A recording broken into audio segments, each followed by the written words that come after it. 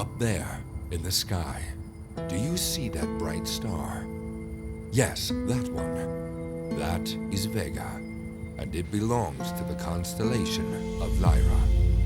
How did the constellation get its name? Come, I shall tell you a story. A story of another time. A story about a man and his love and his lyre.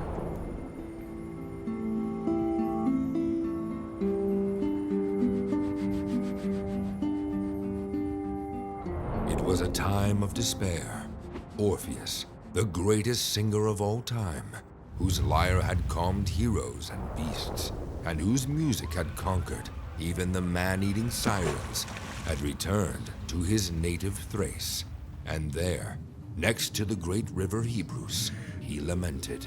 For his greatest feat and his most beautiful song, the most beautiful song of all time, had been in vain.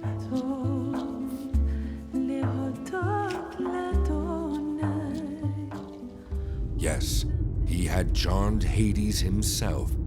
He had convinced the ruler of the dead to do what had never been done, and let his beloved Eurydice return to the sunlit lands of the living. And then, in one moment, all was gone, all in vain. And then he heard the sound of cymbals, of roars and drums and wild flutes. And the followers of Dionysus, the pharaoh Maenads, surrounded him, terrible beasts at their side, wine dripping from their lips.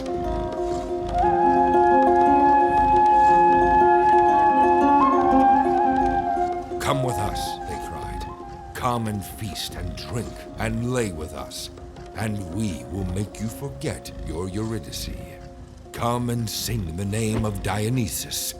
But Orpheus did not move. There is no woman for me but Eurydice, he said. And though Dionysus is great, I only sing for the god of light, my Apollo. But the Maenads would not be rejected, would not be denied. And at once they sent their beast upon him, to attack with tooth and claw and beak. But Orpheus lifted his lyre and played.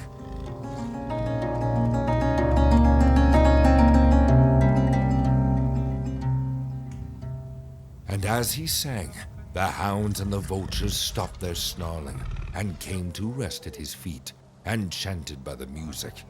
And even the pharaoh Maenads stood and listened, their frenzy forgotten under his music spell. But alas, the Maenads were many, and although Orpheus sang with all his might, his voice could not reach them all, and they kept screaming and hitting their drums and cymbals, until finally his voice was drowned and the spell was broken, and they were upon him. Women and beasts together, ripping the head off his body and throwing it into the river. And Hebrus and the great river of Thrace carried the head of his favorite son away upon his lyre, so that they could not reach it anymore. And it is said that Orpheus's head kept singing as it was carried away, and the muses heard it. And they cried and lamented the loss of the greatest of musicians. And Zeus heard their cries, and his heart was in pain. Do not weep, said the father of the gods, for he is now reunited with his beloved in the sunless lands, but his music will not be forgotten, as long as the stars shine in the sky.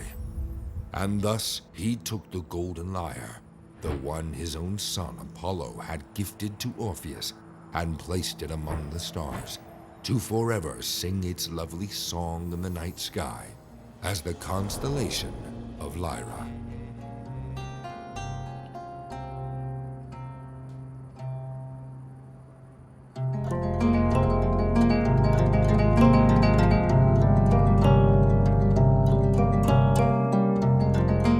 This and 100 more ancient stories of gods, heroes and mortals that shaped classical Greece in one book, The Song of the Lyre.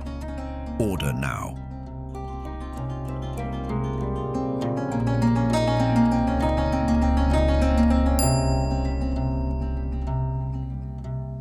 Vacania dea, vacania dea, vacania dea, vacania, hey, hey.